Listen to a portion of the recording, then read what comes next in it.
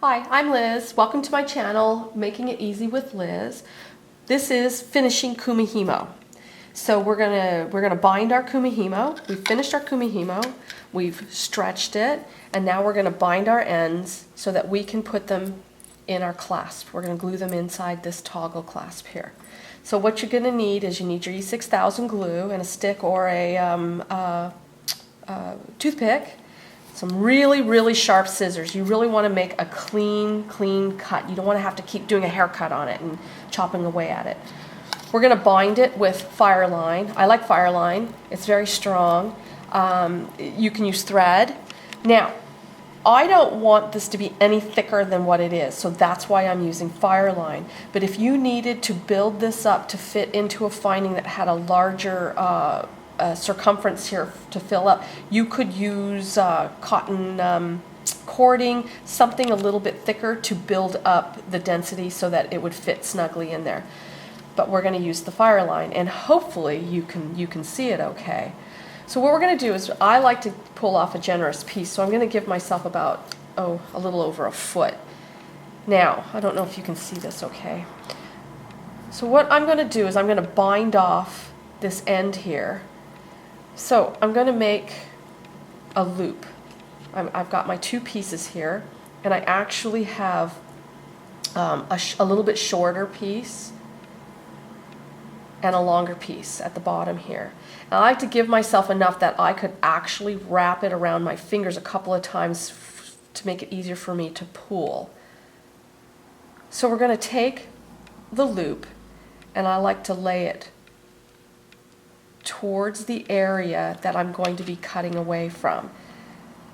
And now I'm going to take the bottom portion, which is the longer piece, and with some tension I'm going to wrap it around my rope here. And now I'm going to take this and I'm wrapping it towards my loop. And I like to wrap it around my finger to get some tension here. Okay. Slipping on me. Okay, and I'm just going to wrap. And you're not wrapping on top of itself, you're wrapping right next to itself, and I am giving it some tension here.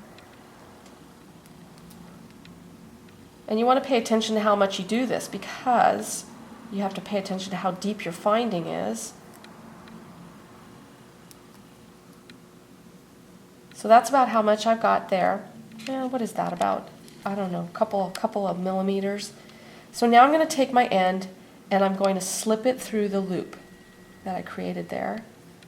Just going to pull that through. Now I'm going to hold on to my binding. I'm going to wrap this around my fingers and see my loop, how it's sucking in. Alright, so now I am going to pull, that's pulling this thread down inside the wrapping. And I pulled it out the other end, so I don't want that. I didn't give myself enough here to work with.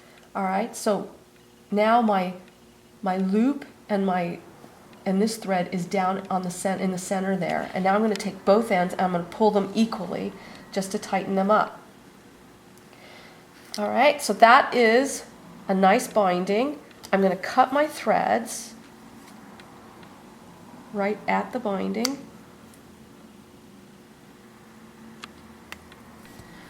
Okay, so do you see that? Now I'm going to take my scissors and I'm going to cut right in front of my binding there. And there you go. So that side's done. So now I'm going to take one end of my, and that fits in there just perfectly. See that? All right, so now I'm going to take my E6000.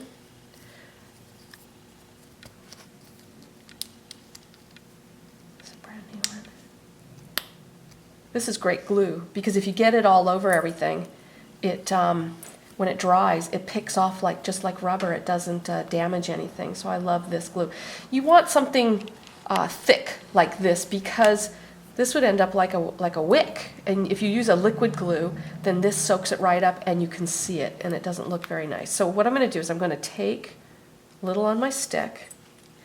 I'm going to put it inside to the bottom of my finding there. And now I'm going to take some glue and I'm just going to put it around my finding. Excuse me, my